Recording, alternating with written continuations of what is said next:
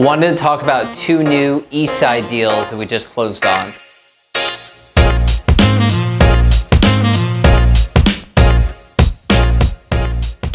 The first one is a 10 unit in Prime Echo Park that just sold for $3.8 million. Sold for $380 a door, had two ADUs that were not even finished with construction yet.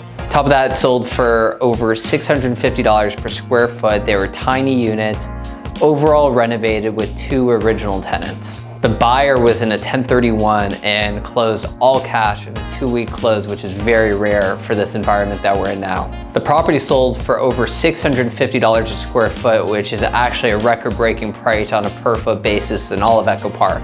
The second property is an 11 unit in Prime Silver Lake, a couple doors down from Sunset. The units were extremely small, on average were about 400 square feet each. On top of that, the property had a lot of deferred maintenance and had multiple leaning retaining walls. The seller on Lafayette is also doing a 1031 and exchanging into Glendale, getting out of LA rent control and getting out of low-paying tenants. Even though the market seems to be sliding and changing every day, there's still a ton of capital chasing deals. With both of these properties had multiple offers, and we have plenty more closing over the next couple of weeks that had multiple bids.